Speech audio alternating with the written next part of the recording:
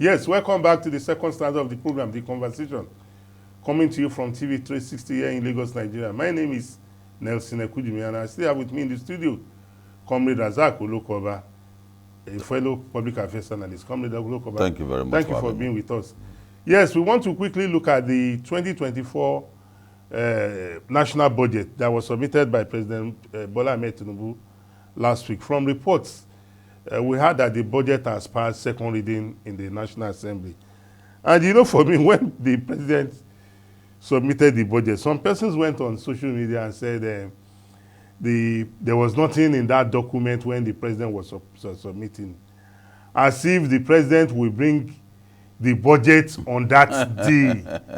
We're forgetting that there is a mechanism for how governmental structure works. That's submission. That what the president did on that day was just symbolic. Very symbolic, yes. That's the essence of that presentation on that day.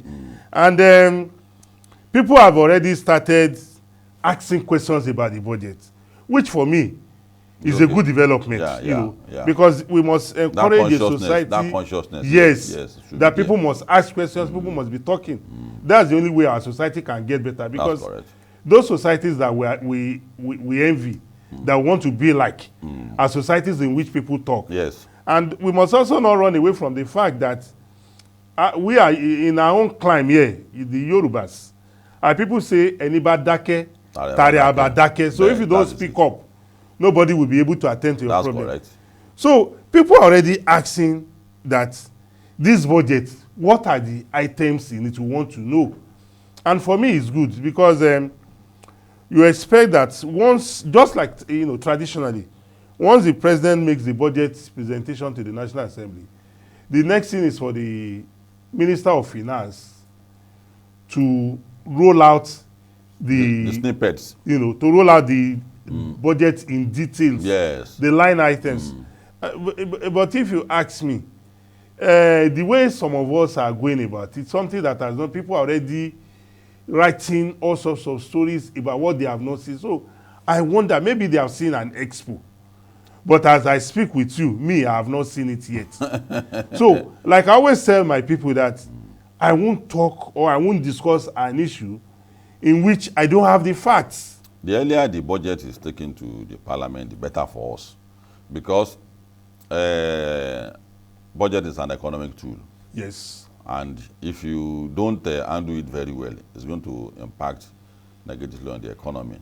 We should be happy that we no longer have a parliament that is using the budget as a political tool. As a blackmail. Because it's an economic tool, it's not a political tool. Yeah. So when you see people doing this kind of thing, you won't be surprised, because what people had expected is for the budget to be thrown back to the president, just like we used to have in the past.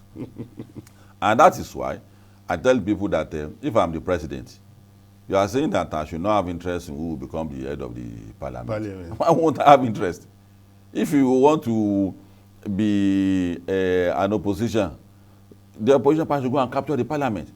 So if I have someone that understands my own manifesto, and again the president party has majority members in the parliament. So it's just the budget in most cases, if you have the same party, is a walkover, because it's a manifesto of the party. Yes. When it happens during Buhari Saraki time, it's an aberration. That was in 20. Because the question you will ask the president of the Senate is that, is this not your party? That's the question I expected from Nigerians. Instead of saying that he's doing his job, the question, the program the president brought to the parliament was put together by all the political all the parties, by APC.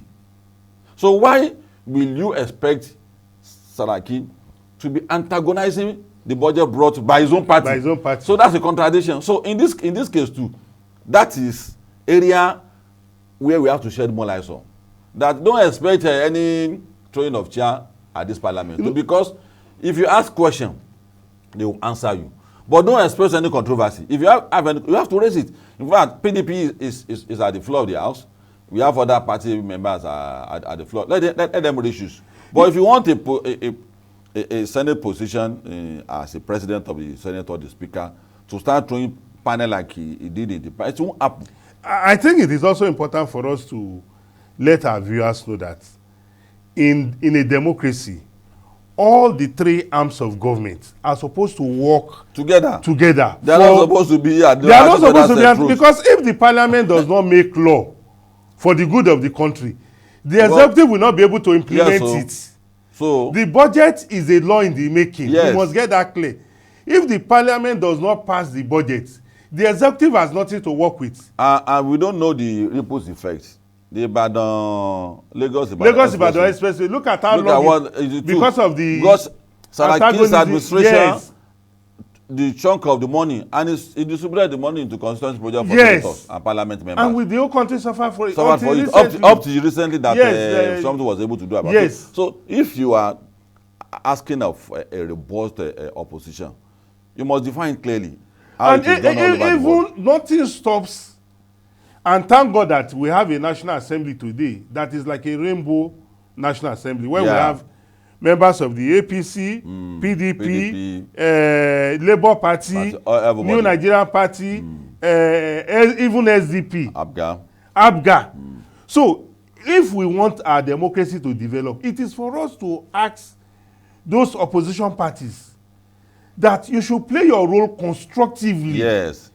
I remember very well as a young boy during the Second Republic of the MPN, UPN, GMPP, PRP era, where when the MPN government of Alhaji Shehu Shagari comes up with an economic policy, the UPN as a party will come up with a counter position detailing why that position of the ruling party and government and a replacement for it. Yes, you will be a sound mind. Yes, you read and you understand. So it is left to you to decide whether it's MPP or it's UPN manifesto. And if you think NPN manifesto didn't do any good for Nigeria, another election is coming. Yeah, another election is coming for and that should be the pattern. That should be the pattern. But these days we have a situation whereby when a party is in power, the opposition is, instead of addressing the issues, we now start telling you, oh, Mr. President is traveling too much.